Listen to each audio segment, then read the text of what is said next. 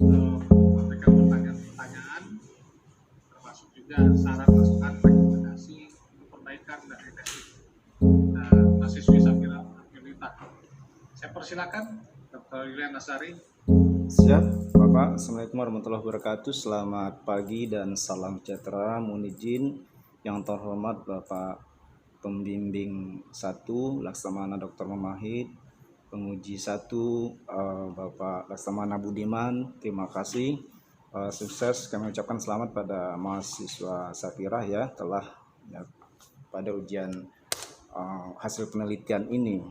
Yang mana tulisan ini yaitu berjudul Strategi Pengawasan Illegal Transshipment pada sektor perikanan di Indonesia dalam perspektif keamanan maritim ya.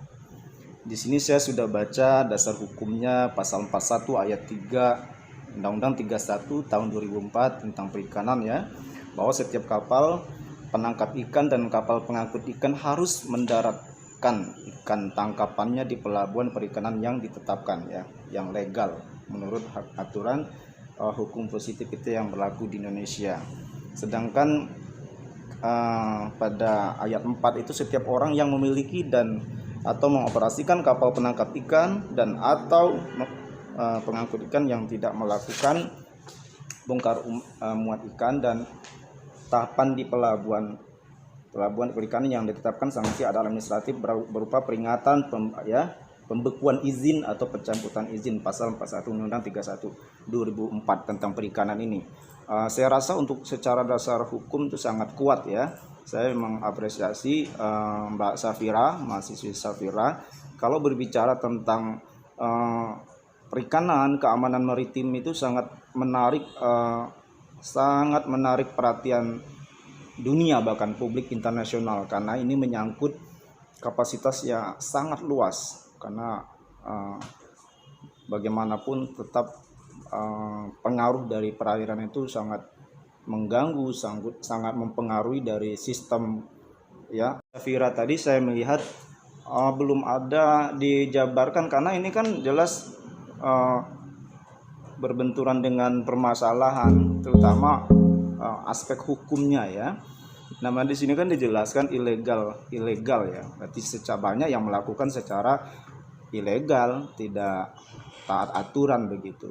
Saya sangat sepakat dengan Bapak Laksamana Budiman tadi bahwa untuk meminimalisir kapal-kapal yang nakal itu sangat luar biasa, sangat betul, karena yang terjadi pada saat ini ya begitu. Nah, kita menggarisbawahi benang merah di sana, kejadian-kejadian yang ada di negara kita itu kan banyak kapal-kapal asing. Ya, kita mungkin udah tahu semua seperti kapal-kapal Thailand penangkap ya, kita sebut aja ya kapal-kapal nakal ini, Filipina, pokoknya negara-negara yang sering melakukan pencurian ikan, tindak pidana yang khususnya di perairan Indonesia. Saya harapkan Mbak Safira juga ini menampilkan dari hasil penelitian tuh pasti ada kasus-kasus ya tentang yang dari tahun berapa. Contoh sebagai alat bukti hukum pelanggaran ini aja, pelanggaran tangkap ikan ilegal, kapal ilegal, terutama cari di sana data atau putusan di mana ya, di peradilan, di Bakamla, di mana itu yang menjelaskan tahun sekian kapal ini, negara ini atau negara kita sendiri bla bla bla, minimal itu ada itu ya. Karena kalau tadi saya sampaikan sangat menarik sekali kalau berbicara tentang keamanan maritim ini, pasti banyak aspek hukumnya, sangat-sangat ya, bukan hanya menyita kita aja, menyita perhatian publik internasional, dan ini menyangkut nanti kebijakan hukum internasional. Dan saya juga menginginkan bahwa di solusi itu, setelah berbicara tadi ya dari teknik penulisan dan semua aspek hukumnya sudah masuk, kendala solusi yang ada, di situ tetap ada mahasiswi Safira ya tentang solusi itu loh. Memang ya butuh pemahaman yang serius tentang penguasaan hukum internasional ya, penguasaan hukum kebijakan internasional itu. Tapi minimal nanti disentuh lah ya solusi secara mediasi begitu. Nah kita ini kan benar kemarin aja yang dulu kan sempat Bu Menteri Bu Susi ditenggelamkan itu karena saking enaknya orang nyuri kapal nyuri ikan di perairan kita itu kan saking dongkolnya gitu. Ini memang sangat menarik perhatian internasional ya, kita harapkan nanti mahasiswi Safira bisa dapat memberikan solusi mediasi secara ini ya, yang bisa negara kebijakan internasional mengerti, memahami itu. Mediasinya, bentuk mediasinya, karena hukum setiap seandainya warga negara si A, jadi hukum yang berlaku di negara satu dengan negara lain itu beda ya. Nah ini mereka mencuri ikan terjadi di perairan kita, nah itu juga beda. Kita melakukan tindak pidana di perairan Amerika, Belanda, beda lagi gitu. Nah coba nanti disentuh itu ya, kebijakan mediasi apabila misalnya terjadi pelanggaran yang ada di negara kita, terutama di penyelesaiannya. Intinya kan bisa negara aman, kedua belah negara kita nggak ada masalah, dan apakah itu dalam bentuk mediasi secara intinya kan kita inginkan damai, tidak ada konflik dan bisa diselesaikan secara bagus begitu ya. Mungkin terima kasih mohon izin Bapak Laksamana, Dr. Mamahid, Bapak Laksamana Budiman, mohon izin, dan Mbak Safira. Itu masukan dari saya. Wassalamualaikum warahmatullahi wabarakatuh. Selamat pagi.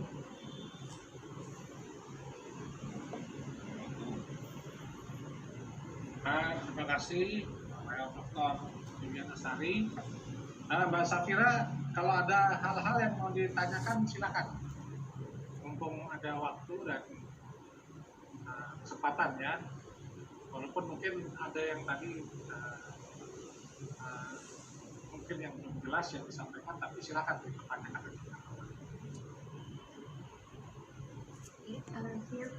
Bapak, mungkin nanti itu saya memperbaiki lebih ke bab 1 ya sepertinya.